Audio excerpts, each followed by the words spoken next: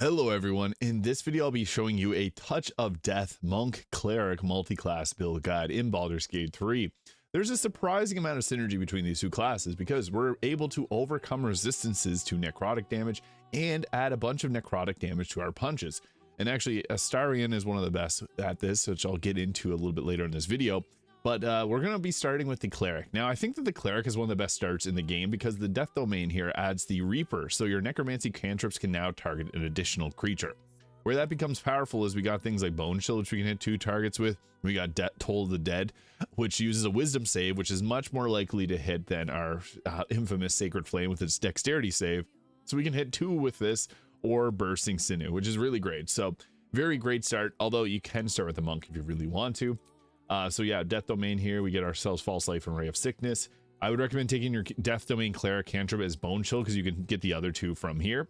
And for our ability scores, I think it's best to go with some stat spread like this. So Strength is actually kind of important, but we can also use Strength potions too if you really want to. So we want to go with a decent bit of Dexterity because our armor, and then decent bit of Strength as well. 13 Constitution, we can use Tavern Brawler to bring that up to 14. Wisdom 16 is going to be giving us both armor class as well as our spell casting, and charisma at 10. So something like this works well. You can put a few more points into your strength if you'd like and take them out of dexterity, but I think that this one works well for what we're intending to do. So at level 2, we get ourselves the Touch of Death. So when you hit a creature with a melee attack, you use your Channel Divinity to deal extra necrotic damage, and this actually counts when we do our punches. So that's really fun. You also get Turning Undead and a Channel Divinity charge. And for the spells, Inflict Wounds is nice. This actually triggers the Touch of Death early on in the game. I also like to have the command spell. Cure Wounds is better to have Healing Word. And then we can go with our Guiding Bolt and Sanctuary for our spells. Although, if you want to have Bless, that's another great option too. You can add that in instead of Guiding Bolt. At level 3, we get ourselves the Ray of Enfeeblement and Blindness spells. And we get access to level 2 spells. So Spiritual Weapon and Hold Person are great. Spiritual Weapon, once we get the Monk added in, you do want to use your bonus action outside of combat to summon this in because we got bonus action punches that we can do. So we want to use those if at all possible. Level 4, we get ourselves another cantrip, so Guidance is a decent choice, and you get to choose another spell, so then we can take Spiritual Weapon. And our feat, we're going to take up our Wisdom to 18 there. This is going to give us better armor class, and it gives us a bunch of benefits on the Monk itself. Level 5 gives us Destroy Undead, Animate Dead, and Vampiric Touch, but the big thing is we get Spirit Guardians because we're going to be going around punch people in the face, so we want to get that extra necrotic damage. I also like to have the Glyph of Warding. Mass Healing Word can be okay as well, but one of these two. And then we're going to go the Necrotic Spirit Guardians kind of works best here. Level 6, this gives us Inescapable Destruction, giving us the ability to ignore resistances to necrotic damage. Now, there's a little note here. Level 6 should be in Act 2. There's a lot of resistances to necrotic, but there's also things like the Shades, which are immune to necrotic. However, they're vulnerable to radiant damage, which we still got the ability to cast, and you also got Spirit Guardian. So this kind of counters all. And we'll take our Glyph of Warding. If you see any Shades, use Guiding Bolt, use Spirit Guardian, should be good to go. So we're going to leave it at that for our spells. You can take off Inflict Wounds, because we're going to be doing more punching if you want to take like Revivify. But we're going to roll with that for our Cleric. Now we're going to add in the Monk. Now we're going to go Open Hand Monk. This gives us our Flurry of Blows, bonus action, punches, really powerful. And then once we get to level 2, we get ourselves the Step of the Wind. So we get all our bonus action abilities there, Patient Defense. They're nice to have. At level 3, we get to choose our subclass with...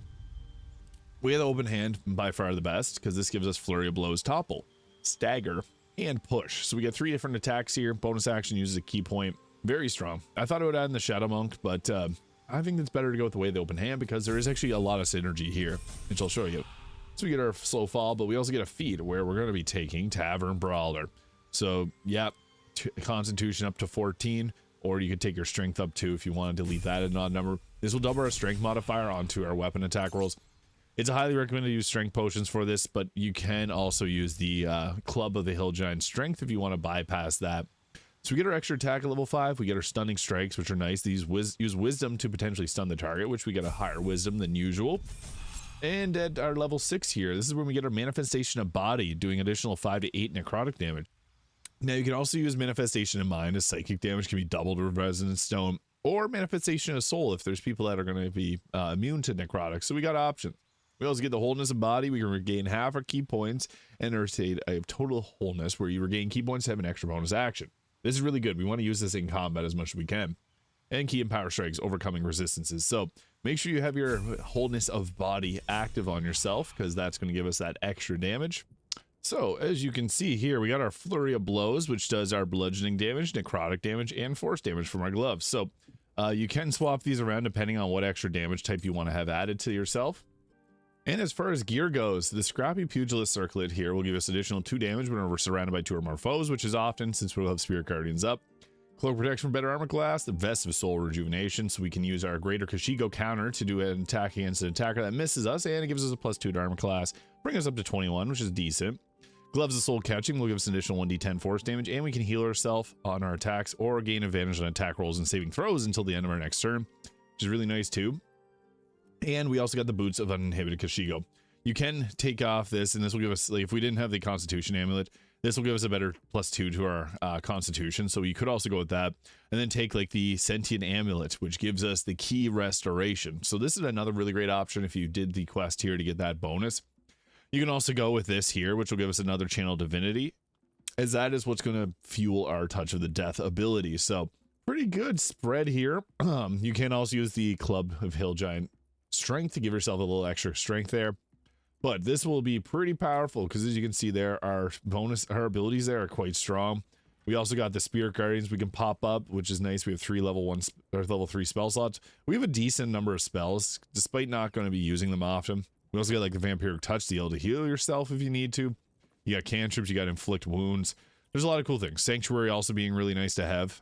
Your bonus action heals. We got a Glyph of Warding we can set up outside of or before combat starts. We even have Animate Dead if you want to bring around zombies. Spiritual Weapon. You got a lot of options here, so I'll show you what this ends up looking like in terms of combat. So the first thing we want to do is, since we got lots of movement speed, we can run around affecting people with our Spirit Guardians, which does a good amount of damage there. So you can see we're actually breaking concentrations with Spirit Guardians. So we can get in there and do our punches. So I swapped it to Psychic because I do have the Resonance Stone, so that does end up being a bit more power. But if you don't have the Resonance Stone, using the necrotic one, because you'll be able to ignore resistances, is perfect.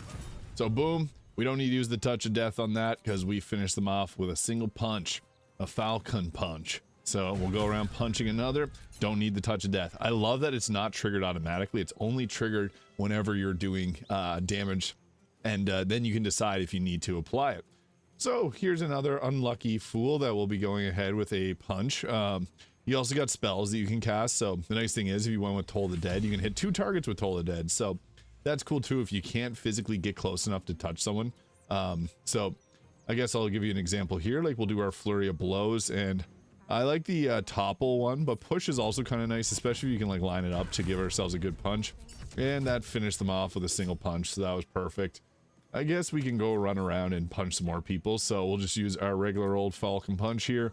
95% hit chance, and Spirit Guardians was enough to take them out too. Perfect.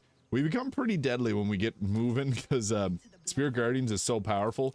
So they saved on it, but we're still gonna punch them. Boom.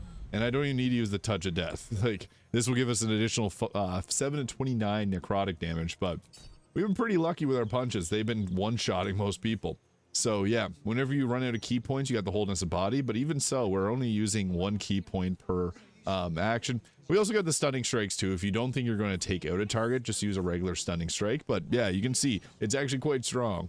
Well, I unfortunately got hit with command, so I lost my Spirit Guardians, but I think that's a good opportunity to be able to show off how we can do without it. So we got our Touch of Death if we need it. That was another person we were able to one-shot, so that's pretty crazy. And we'll just do another one here, and hopefully we can, yeah, Touch of Death. Didn't need it. We're hitting really hard. That's the thing with the Tavern Brawler Monk, is it's a powerhouse of a class. So I'll just use Touch of Death there to show. It does the additional damage, 17 necrotic. Very strong. So there's one other character left to take out. We only have an action and a bonus action, so we can go ahead with our pushing blow there, and that'll probably finish them off. Booyah. So I'll show off a little bit more. So before combat started, I used the wholeness of body, so that's why I got 2 bonus actions there. But that severely impacts us because we get a lot of extra damage. So we can pop our Spirit Guardians back up if you want to, because the extra damage is pretty nice. And then go ahead with our punching Touch of Death. So get a critical hit off there. Boom. Yeah, it's incredible amounts of damage. And then we'll just go with a staggering punch here as well. Boom, touch of death, and finish him off an extra 17 damage. Yeah, that is the Touch of the Death Cleric Monk multi-class in Baldur's Gate 3. Ton of fun. I was curious if this would be a very synergetic build because I love anything that shares an ability score modifier like wisdom here, and it works pretty well. So let me know your thoughts in the comments. Hit the subscribe button below if you haven't already, and I'll see you all in the next video.